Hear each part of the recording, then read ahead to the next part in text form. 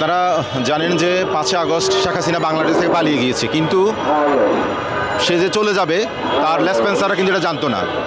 সেই ধারাবাহিকতায় আমরা দেখছি যে সচিবালয় থেকে শুরু করে গুরুত্বপূর্ণ জায়গাগুলোতে শেখ হাসিনার এখনও আস্থাভাজন লোকরা এখনও বসে আছে, এবং রাষ্ট্রে এখন আমরা দেখছি যে বিভিন্ন জায়গায় একটা বিশৃঙ্খল একটা পরিস্থিতি তৈরি হচ্ছে।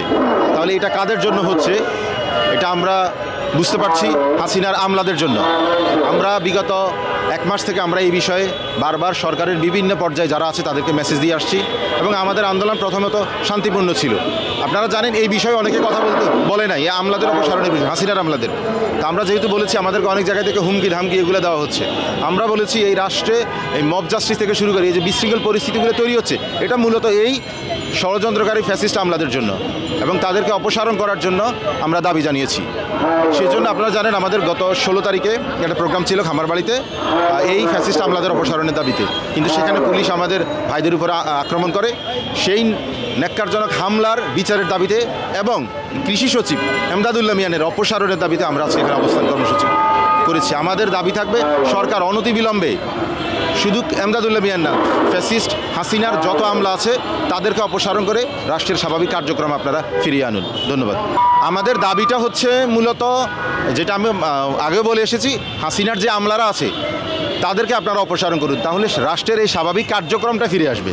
কারা শেখ হাসিনার সবচেয়ে বেশি আস্থাভাজন ছিল সেইভাবে আপনারা আস্তে আস্তে করে গোয়েন্দা সংস্থার রিপোর্টের অনুসারে আস্তে আস্তে সরেন। কিন্তু তালিকা কি আপনারা দিয়েছেন? আমরা অলরেডি দিয়েছি, এবং আমরা আমাদের দেখেছেন যে এখানেও আমরা অনেক, কতজন ছিল এটা এখন এক্স্যাক্টলি আমরা বলতে পারবো না, তবে অনেকের নাম ছিল এটাতে। আর আপনারা আমাদের ব্যানারও অনেকের নাম ছিল, সরকার জানে। আমরা যা শুনেছি এই যে এমদাদুল্লাহ মিয়ান কৃষি সচিব, তার ফাইলটা 2বার উঠেছে। কোন অদৃশ্য কারণে তার ফাইলটা নেমে আসতেছে এটা সরকারি জনগণকে জানাক। যেহেতু আপনারা জানেন যে আমাদের অন্তর্বর্তীকালীন সরকার কিন্তু একটা কথা বলেছে যে সংস্কার কারা চায় কোনটা চায় এটা আমরা ওয়েবসাইটে প্রকাশ করবো, তাহলে এটাও প্রকাশ করুক এই হাসিনার আমলাদের অপসারণের ক্ষেত্রে কারা কারা বাধা দিচ্ছে, কোন রাজনৈতিক দল এখানে বাধা দিচ্ছে সেগুলো প্রকাশ করুক, আমরা জানতে চাই।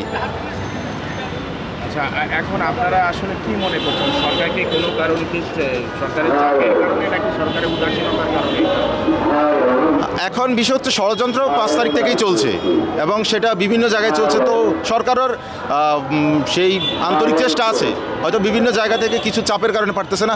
তাও আমরা দাবি জানাবো যেন অনতিবিলম্বে তাদের যেই চেষ্টাটা সেটা যেন আরও ত্বরান্বিত হয়, হয়ে এই হাসিনার যে আমলা তাদেরকে যেন অপসারণ করে।